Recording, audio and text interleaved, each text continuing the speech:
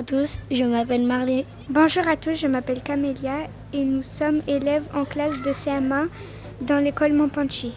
Bienvenue dans notre émission en direct des rencontres de la classe dehors à Marseille. Dans cette émission, nous sommes ravis de recevoir nos invités. Bonjour Florence et bonjour Radiela. Est-ce que vous pouvez vous présenter ? Bonjour, moi je m'appelle Florence Erwan-Léoté. Je viens de Rouen. Je suis députée de la première circonscription de Seine-Maritime, tout au nord de la France presque. Avant ça, j'étais adjointe au maire en charge des écoles et des crèches. Et j'ai beaucoup travaillé pour qu'on vous mette dehors, au sens beau du terme, beau et joyeux comme aujourd'hui. Bonjour, je m'appelle Graziella. Moi aussi, je suis députée, mais de l'ouest de la France, du Finistère, le département le plus à l'ouest de France. Je suis membre de la commission Affaires culturelles et éducation. J'ai travaillé sur un rapport qui s'appelle l'adaptation de l'école aux enjeux climatiques. C'est pour ça que je suis là, parce que la classe dehors, ça m'intéresse beaucoup. Et avant, j'étais enseignante. Avez-vous des enfants et un mari ? Ah, c'est rigolo comme question.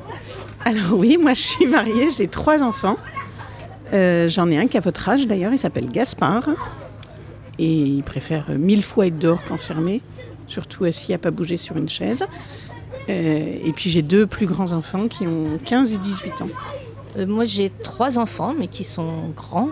Il y en a un qui a 34 ans, une autre 33 et la dernière a 31 ans. Que faites-vous ici ? Eh bien, avec Graziella, on vient échanger avec vos enseignants, les pédagogues, les mouvements de l'éducation populaire qui sont très présents sur ces journées internationales. Et on vient pour discuter d'une proposition de loi sur laquelle Graziella a travaillé à la suite de son rapport. Et je lui laisse la parole.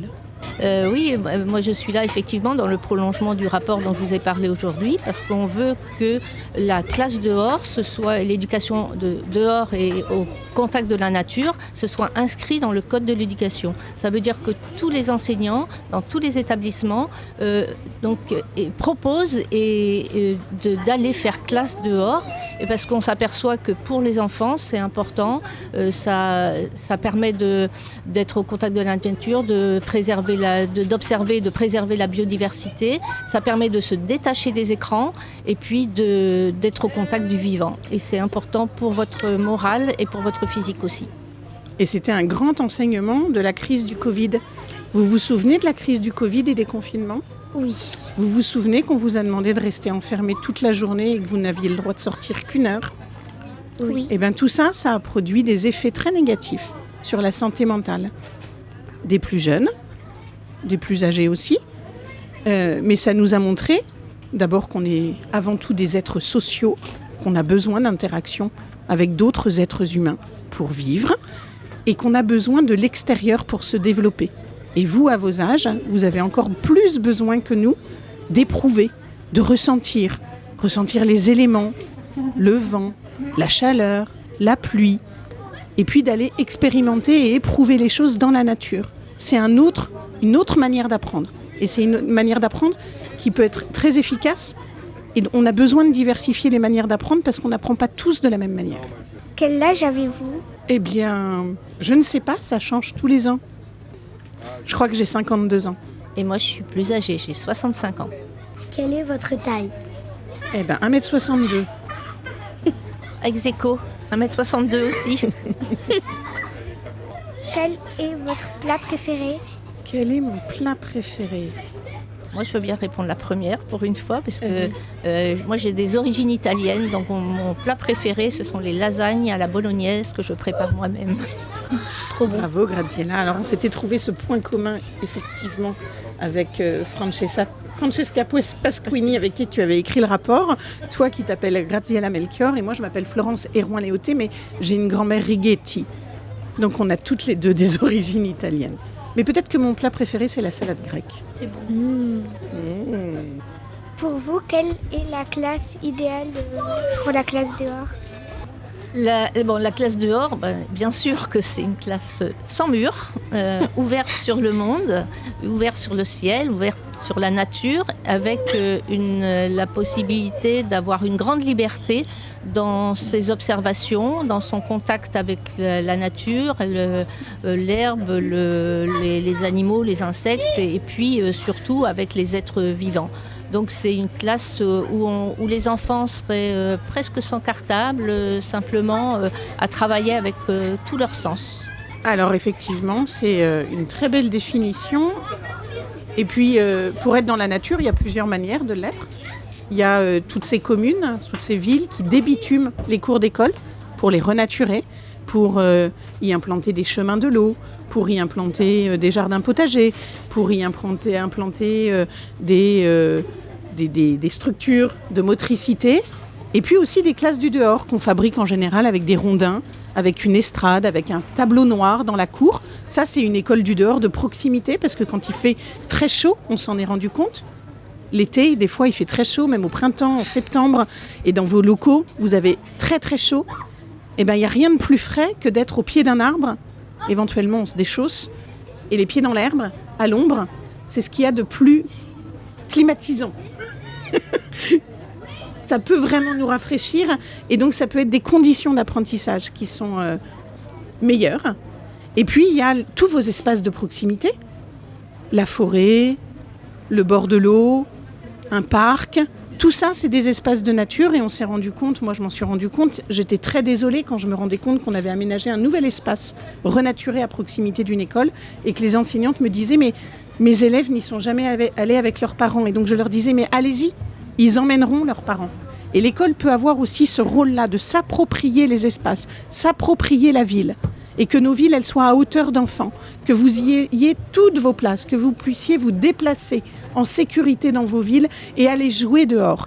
40% des enfants ne jouent pas dehors en semaine.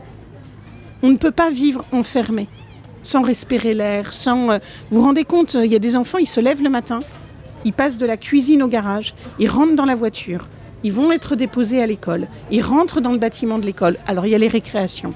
Mais c'est beaucoup trop peu. On n'est pas fait pour vivre enfermé. Alors peut-être, les filles, vous pouvez répondre à cette question. Est-ce que vous avez l'impression de vivre enfermé du coup ? Ou est-ce que vous avez l'impression d'être souvent dehors ou pas assez ? Je trouve qu'on est beaucoup à l'intérieur. C'est vrai, où d'un moment on se sent un peu enfermé. C'est mieux d'être dans la cour. Comment vous allez à l'école le matin ? Moi j'y vais en voiture et moi je trouve que à l'école c'est bien. Parce que des fois, quand on joue dans la cour, on peut jouer avec nos amis et tout ça. Et moi, je préfère rester dehors qu'enfermé. Moi, je vais à pied ou en moto avec ma sœur. Et moi aussi, je trouve que c'est mieux d'être dehors vu que... Moi aussi, j'y vais à pied et en scooter. Mais je préfère le scooter que la voiture. Parce que tu te sens plus libre. Moi, j'y vais à pied. Je souhaitais savoir, moi, si dans votre école, vos enseignants, ils pratiquent la classe dehors. Est-ce qu'ils vous amènent parfois dehors ? Oui, pour faire du sport, des fois, les lundis et les vendredis. Et les mardis, des fois, on faisait vélo. Et on fait aussi des sorties. Par exemple, tu peux donner une idée de sortie ? Le vélo. Aujourd'hui même, on fait une sortie. Pour les aliments. Oui, on était déjà venus ici pour... là-bas, il y a un truc où on pouvait boire de l'eau et dire si c'était beau ou pas. On pouvait voir des légumes, du pain. On pouvait manger du pain. Il y avait aussi du miel. Peut-être Florence et Graziella, pour terminer, est-ce que vous avez une question que vous voulez poser précisément aux filles qui sont là ? Une question pour les filles, parce qu'on dit beaucoup en ce moment que les filles n'aiment pas trop les mathématiques, que c'est pas fait pour elles. Et puis, alors elles vont pas vers les filières scientifiques où elles s'intéressent un peu moins que d'autres aux filières techniques. Est-ce que vous aimez les maths, vous aimez le français autant ? Et est-ce que vous avez envie plus tard de faire un métier plus scientifique ou au contraire tourner vers la nature peut-être ? Moi, ma matière préférée, c'est les maths, on peut dire. Ah voilà, merci. Mais pas encore d'idée pour un métier plus tard. Moi, j'aime les maths Et j'aime les maths parce que... Et aussi le français parce que des fois les maths, je peux faire des calculs et tout. Même je peux apprendre à mes petites sœurs ou mes petits frères. Et le français parce que j'aime bien conjuguer des verbes. J'aime bien les maths aussi parce que j'aime bien quand avec la maîtresse on apprend les fractions. J'aime un peu les multiplications, mais c'est vrai que moi aussi j'aime bien la conjugaison. J'aime bien les maths aussi et j'aimerais bien faire plus tard soigner des animaux. Oh, moi aussi. Vétérinaire. Dans un parc animalier. Moi, plus tard, je voulais te le dire, je voudrais peut-être faire chirurgienne. Bah, juste avant de poser ma question, j'ai envie de vous dire, gardez vos ambitions. Ne vous laissez pas fermer de porte. Croyez en vous. Vous en êtes capable. D'accord ? Oui. Et alors moi, j'ai une question beaucoup plus, et on va dire terre à terre, parce que vous allez voir pourquoi. Est-ce que dans la cour de l'école, vous avez déjà, pour jouer avec vos copains, gratté la terre, créé des petits trous, et puis ramasser des petits brins d'herbe? Je vous écoute. Moi, en sortie, des fois, quand on s'assoit pour faire des pique-niques, des fois, on fait ça avec mes copines. Et on s'amuse, même si... Après, on va se laver les mains, bien sûr, parce que... Moi, je gratte la terre, oui, quand je suis à l'école, des fois. Après, je me lave les mains parce qu'après, quand je vais manger, ça va me donner, je sais pas moi, des boutons dans la bouche ou ça va m'affecter. Et pourquoi vous aimez gratter la terre ou jouer avec les éléments naturels? Je trouve que c'est satisfaisant et que je peux trouver plusieurs bâtons avec quoi gratter la terre. Et au moins, des fois, dedans, je peux découvrir des autres trucs. Et en plus, c'est rigolo. Je le fais rarement, mais j'aime bien le faire. On peut aussi le faire à la plage. Oui, tout à fait, c'est le même principe. C'est ce qu'on fait souvent. On peut faire des blagues. Vous préférez manger McDo et du coca ou manger de la salade et de l'eau. La salade et de l'eau. La salade et de l'eau, moi aussi. Vous préférez manger des feuilles ou du bâton? Des feuilles, c'est plus facile à manger. digeste. des feuilles? Ou alors du bâton de réglisse.